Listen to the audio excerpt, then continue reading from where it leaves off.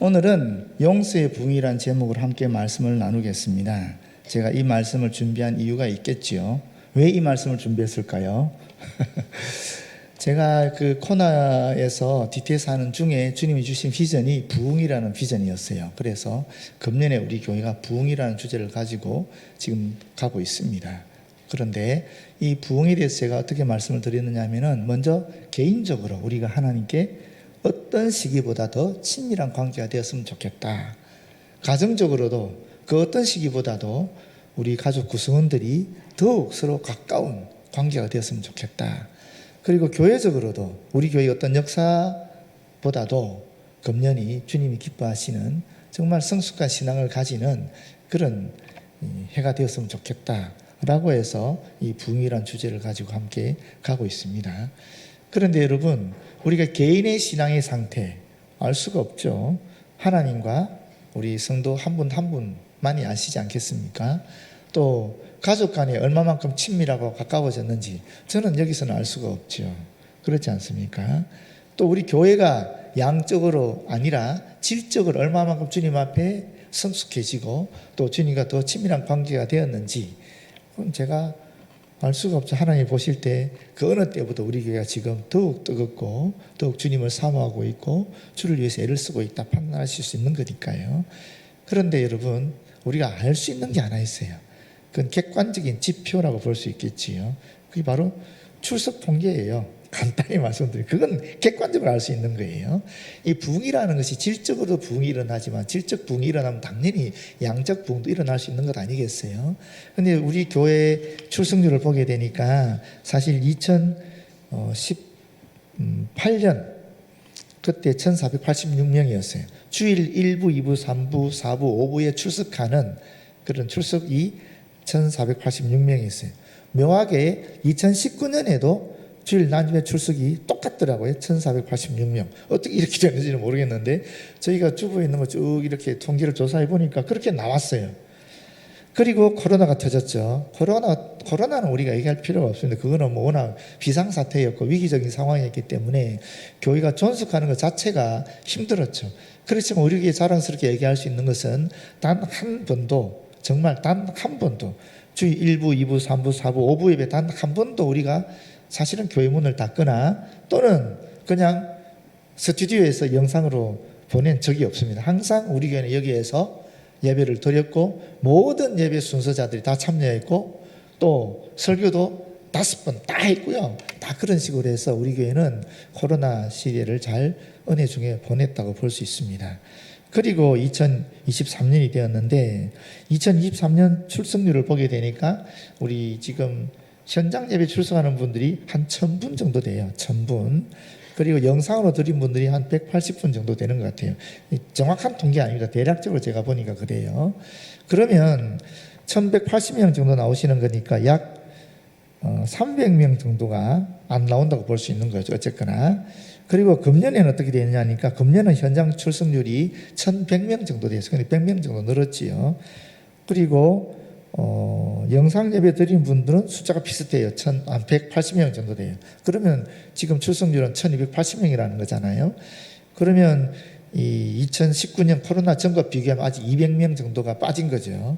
그래서 좀 훑어보니까 우리 오부 예배가 청년 대학부 예배잖아요. 오부 예배 때 청년 대학생들이 한 100분 정도 아직 덜 출석하고 있고 또 우리 작년 예배에도 한 100분 정도가 덜 출석하고 있는 거예요.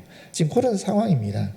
그런데 저한테는 의구심이 드는 거예요. 아니 왜 그러지? 하나님이 분명히 비전을 주셨고 또 분명히 음성을 들려주셨는데 그리고 그걸 위해서 우리가 지금 교육자들이 또 지도자들이 평신도들이 전심전력에서 달려가고 있는데 왜 회복이 안 되지? 하는 마음이 드는 거예요.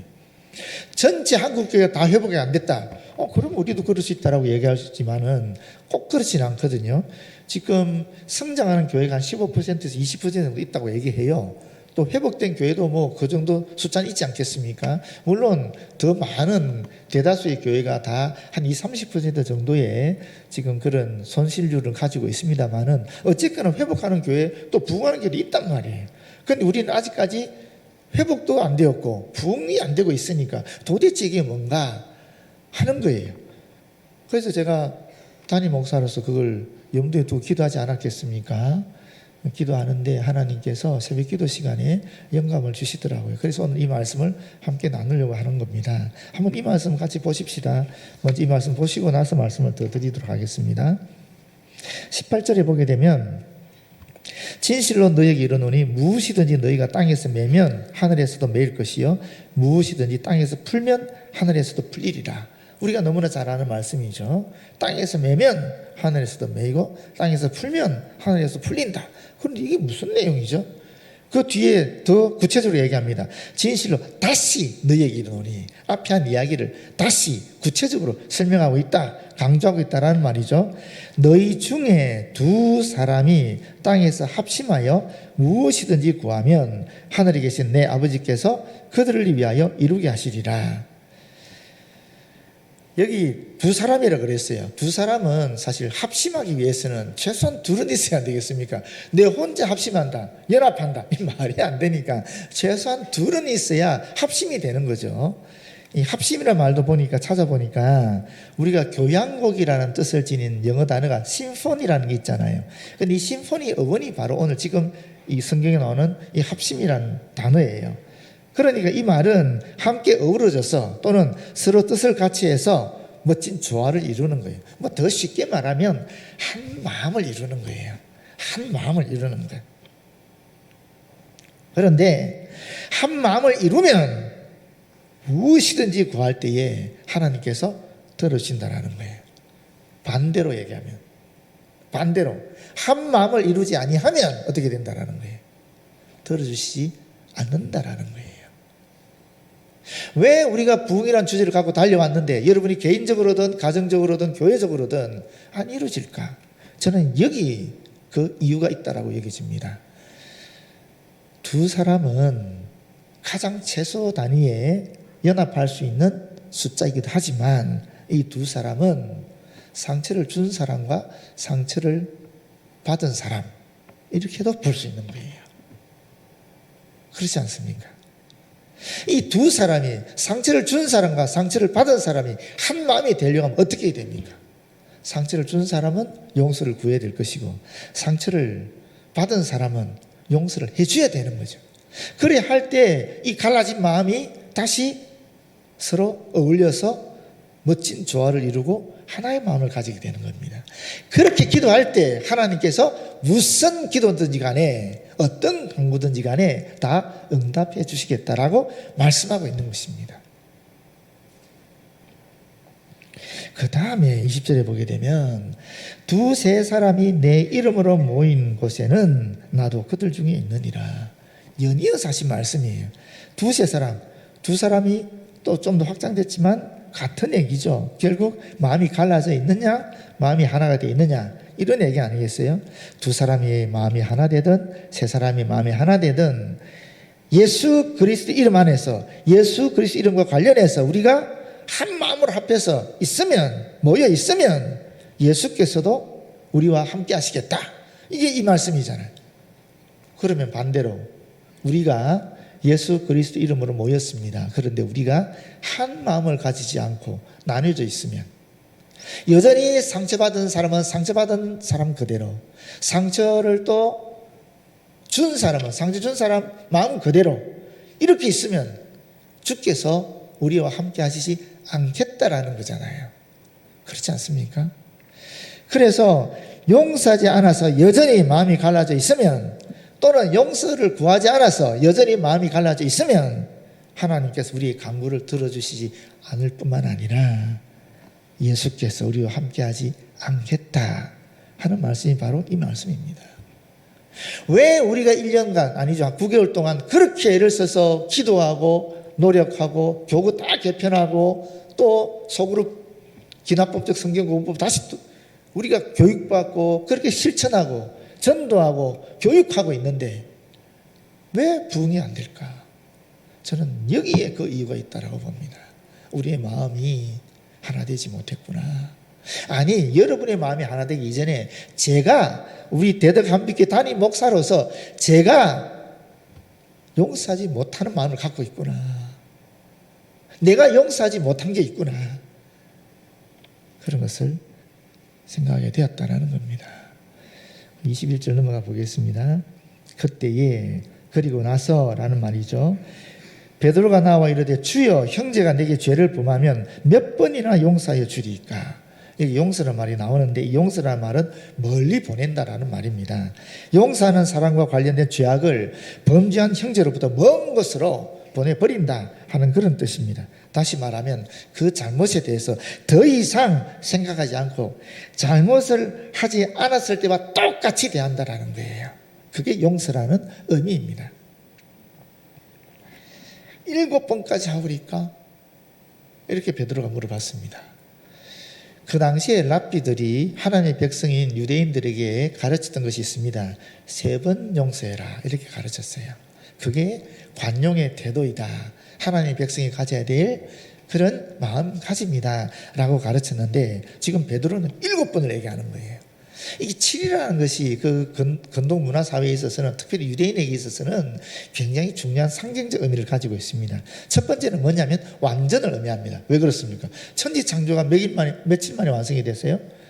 6일이라 그러면 안 되죠. 7일 만에 완성이 된 거예요. 그렇지 않습니까? 7일 만에 완성이 됐어요. 그래서 7은 완전을 의미합니다. 그리고 또 제7일은 안식일이니 이 날을 거룩하게 한다라고 얘기하지 않습니까? 그래서 7은 거룩이라는 의미도 가지고 있습니다. 뿐만 아니라 속죄일에 피를 7번 뿌린다라는 구절이 있어요. 그래서 이 속죄일에 피를 뿌린다는 개념이 있기 때문에 이것은 용서의 개념이 있구나, 그런 상징적 의미가 있구나 하는 것을 우리가 알게 돼요. 그러니까 이 7이라는 숫자 속에는 완전과 거룩과 용서라는 의미가 다 담겨 있다라는 겁니다. 그래서 베드로가 이 랍비들이 가르친 것이 아니라 그들이 익숙한 완전한 거룩한 용서의 의미를 가진 7이라는 숫자를 가지고 예수님께 말씀드린 겁니다. 우리가 7번 용서하면 되겠습니까?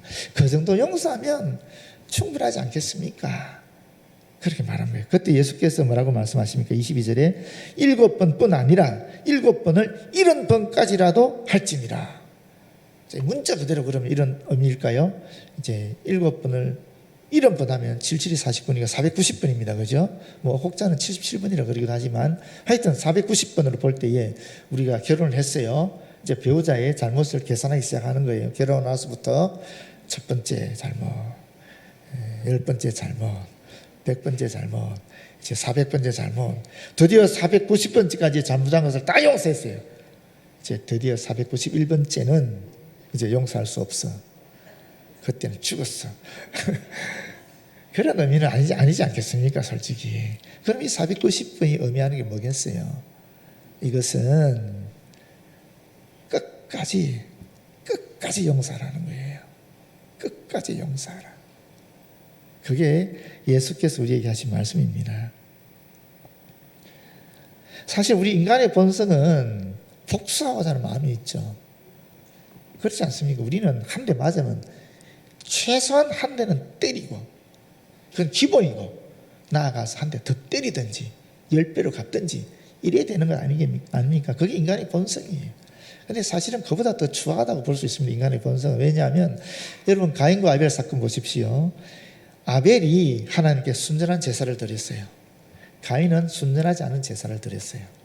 하나님께서 순전한 제사를 받아주시고 순전하지 않은 제사를 받아주지 않았습니다.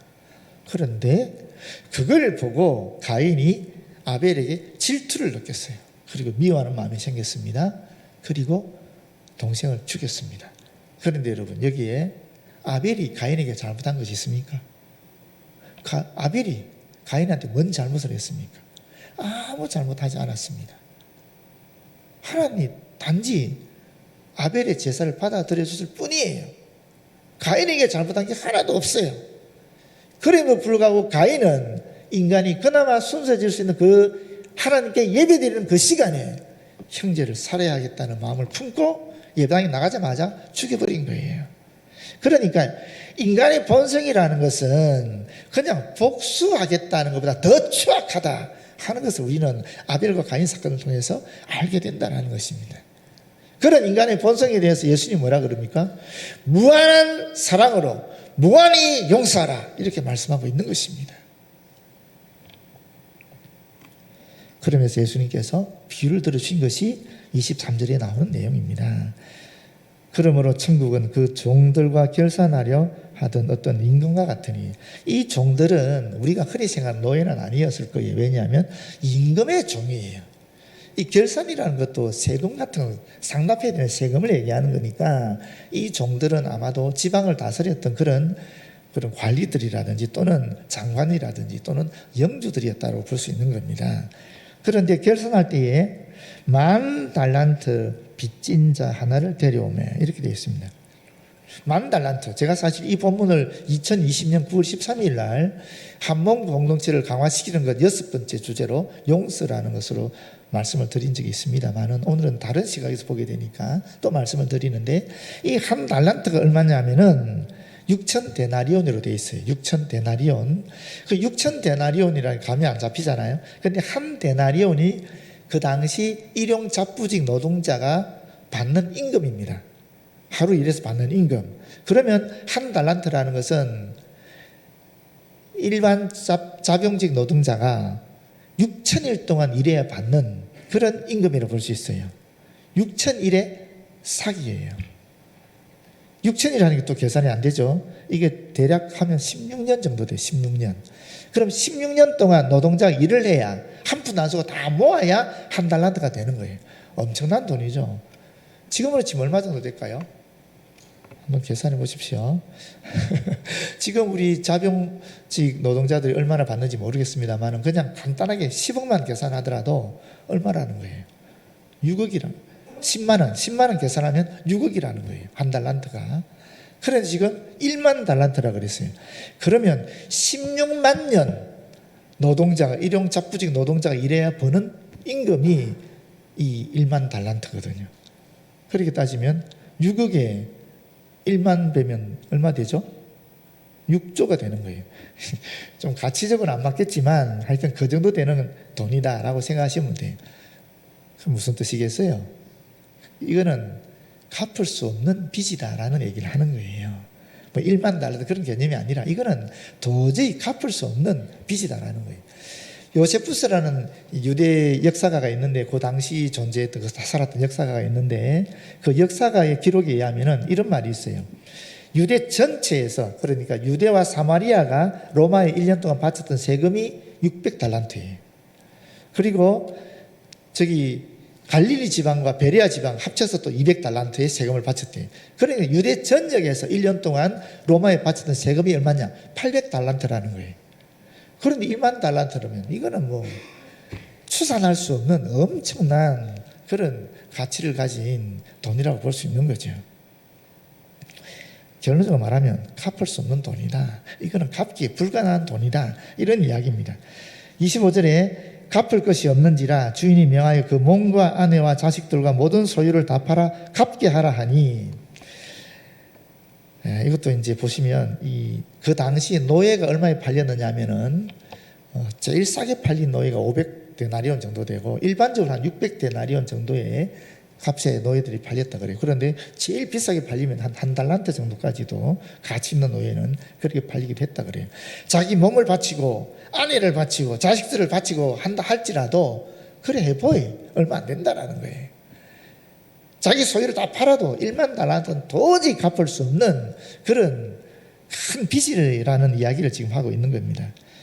그래서 그 종이 엎드려 절하며 이르되 내게 참으소서 다 갚으리이다 하거늘, 이거는 지금 빚을 갚을 어떤 가능성이 있어서 하는 약속이 아닙니다. 단지 그 순간을 모면하기 위한 인간의 본능적인 임시 방편의 그런 말이라고 볼 수 있습니다.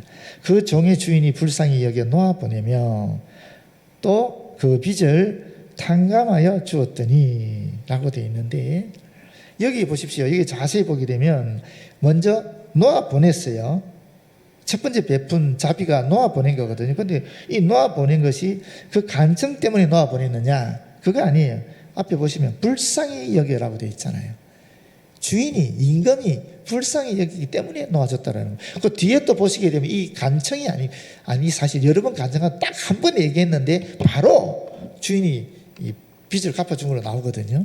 그러니까 이거는 순전히 주인의 임금의 그 불쌍히 여기는 마음 때문에 탕감이 되었다라고 볼 수 있는 겁니다. 더군다나 탕감, 이 탕감이란 단어가 용서라는 단어와 똑같습니다. 멀리 보내다라는 뜻이에요. 사실 용서해 줬다라는 거죠.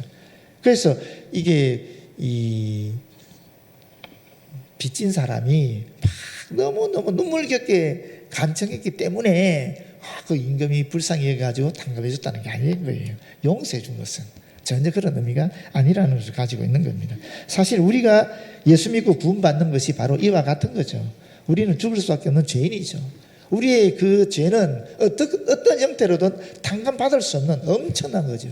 그런데 예수 그리스도의 보혈로 말미암아 우리의 죄가 그냥 용서받아져 버린 거예요. 대속되어져 버린 거예요. 우리의 선한 행위 때문에, 우리의 간절한 기도 때문에 아니라는 거예요. 철저하게 하나님께서 우리를 불쌍히 여기시는 그 마음 때문에 이런 역사가 일어나게 되었다는 것을 비유적으로 설명하고 있는 겁니다. 그런데 이렇게 탕감받은 종이 나가서 28절에 보면 자기에게 100데나리온 빚진 동료 한 사람을 만나 붙들어 목을 잡고 이르되 빚을 갚으라 이렇게 이야기하고 있습니다. 100데나리온 60분의 1달란트입니다. 1만 달란트에 60만 분의 1입니다. 나가서 하는 말도 그렇습니다. 시간적으로 그리 오래지 않아 라는 말인데, 다시 말하면 탕감의 은혜를 받은 그 감격의 눈물이 채 마르기도 전에 하는 뜻입니다. 거기 나가서 세상에 목을 조르기 시작했다라는 거예요. 그리고 빚 갚으라면서 감옥에 쳐넣었다고 얘기하지 않습니까? 보십시오. 29리 그 동료가 엎드려 간구하 이르되 나에게 참아주소서 갚으리이다. 본인하고 똑같은 간구를 하고 있잖아요. 참아주소서 갚으리이다. 이거는 그렇지만 현실적인 간구죠. 왜냐하면 100데나리온은 100일이라면 생기는 임금이니까 얼마든지 현실적으로 갚을 수 있는 돈이에요. 그럼에도 불구하고 허락지 아니하고, 이 허락지 아니하고라는 단어가 어떤 뜻이냐면 계속해서 용서하기를 싫어해서 거절하는 것을 말하는 겁니다. 그러니까 본인은 임금한테 한 번 강구했는데 바로 임금이 불쌍히 해서 용서해 줬지만, 자기 친구가, 자기 동료가 계속 한 번만 봐주라, 한 번만 내가 나가서 갚아줄게 계속 얘기하는데 그걸 계속 거부했다라는 이야기를 지금 여기 하고 있는 겁니다. 그가 빚을 갚도록 옥에 가두고는 그 동료들이 그것을 보고 몹시 딱하게 여겨 주인이 가서 그 일을 다 알리니 이에 주인이 그를 불러다가 말하되 악한 종아, 내가 빌기에 단순히 한 번 간청한 그것으로 충분했다는 거죠. 내가 내 빚을 전부 탕감하여 주었거늘 내가 너를 불쌍히 여긴 것 같이 너도 내 동료를 불쌍히 여김이 마땅하지 아니하냐. 불쌍히 여겨서 탕감해 줬다는 거예요. 결국 간청해서 탕감한 게 아니라는 거죠. 여기서도 또 나오잖아요. 주인이 노하여 자극받아서 격분하다는 뜻입니다. 이런 매정한 종의 처신이 주인의 감정을 크게 훼손했다는 것입니다. 그러면서 그 빚을 다 갚도록, 여러분 아까 말했잖아요. 빚을 다 갚을 수 있어요, 없어요? 갚을 수 없는 거예요. 그런데 그 빚을 다 갚을 때까지 그를 옥졸에게 넘기니라. 감옥에 넣었다는 거죠. 그럼 뭐예요 이거는? 종신형에 처했다는 거예요. 무기징역을 했다는 거예요. 근데 이게 옥졸이라는 말도 그렇습니다. 옥졸을 우리가 생각할 때는 단순히 감옥을 지키는 간수로 생각하기 쉬운데 그 단어가 따로 있어요. 근데 이 단어는 비록 우리말에 옥졸이 번역이 되어 있지만 정확하게 말하면 뭐냐면 고통을 주는 자입니다. 고통을 주는 자 또는 왕의 시병이라는 뜻을 가지고 있습니다. 무슨 말입니까? 그냥 단순히 감옥에 갇히는 게 아니에요. 거기서 고통을 받는다라는 거예요. 여러분 우리가 용서하지 않으면 내가 고통을 받는다라는 겁니다.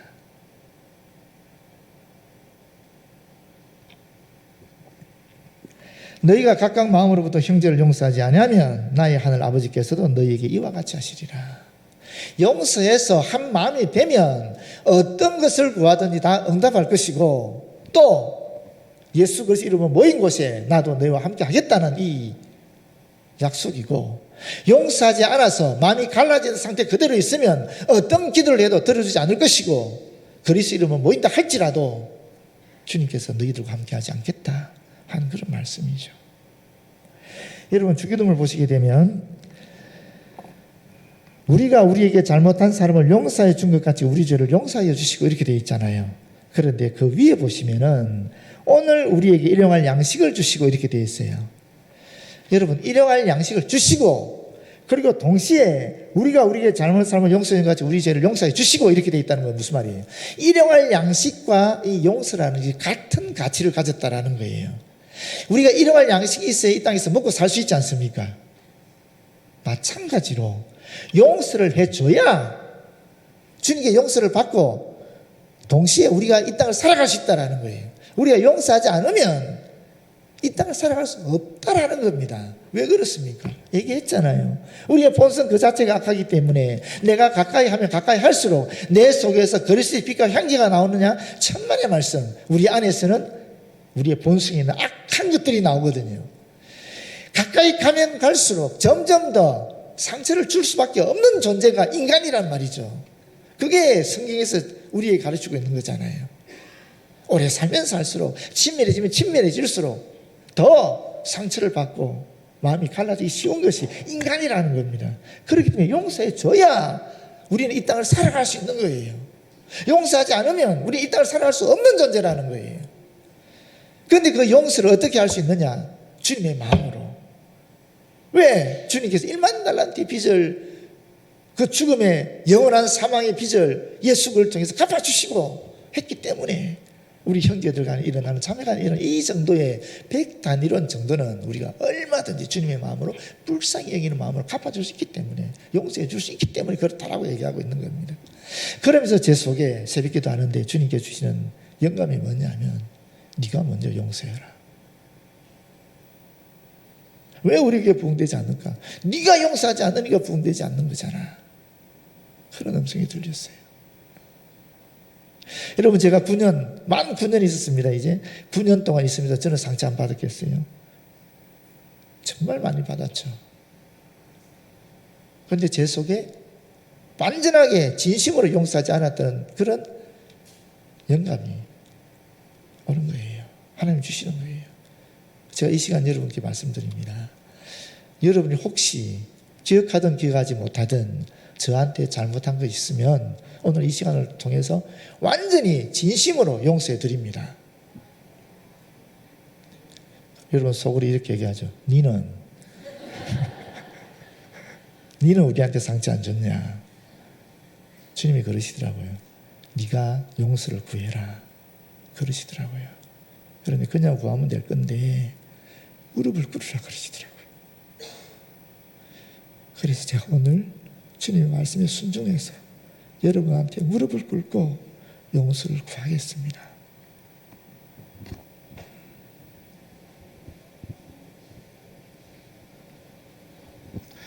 여러분, 제가 9년 동안 있으면서 말씀으로든 또 여러분과 만남을 통해서든 또는 상담을 하든 어떤 형태로든 혹 제가 여러분께 잘못한 것이 있으면, 여러분께 상처 준 것이 있으면 이 시간에 용서해 주시길 바라요. 제가 사실 우리 원로 목사님이나 사모님이나 정말 많은 상처를 줬고, 또 우리 목사님들 말할 필요 없죠. 저랑 항상 같이 있는 분들인데 얼마나 많은 상처를 줬겠어요. 제가 너무 말이 이렇게 거칠고 그러지 않습니까? 그래서 정말 많은 상처를 줬을 거예요. 우리 장로님들 얘기할 필요 없죠. 얼마나 많이 상처를 받았겠어요. 또 같이 일을 하면 할수록 제 속에서 그리스도의 빛과 향기가 나야 되는데 그러지 못하고 제 부족한 면이, 제 인간의 약한 면이, 악한 본성들이 나와서 여러분한테 상처 준 것을 제가 진심으로 용서를 구합니다. 여러분, 저를 용서해 주시길 바랍니다. 용서해 주시길 바랍니다.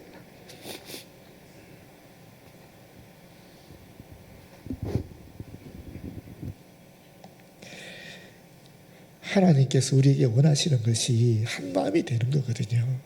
그 마음이 뭐냐? 서로 용서해 주는 거예요. 용서해서 우리가 정말 그리스도의 사라가 될 때 비로소 우리의 모든 간구가 주님 앞에 응답이 될 것이고, 우리 개인의, 우리 가족의, 그리고 우리 교회에 주님 주신 이 비전인 부흥이 일어날 줄로 믿습니다.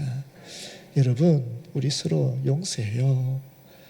우리 마음 깊이 응어리져 있는, 도저히 용서하지 못했던 것 혹시 지금 생각하신다면 지금 이 순간에 용서하시기를 바라요.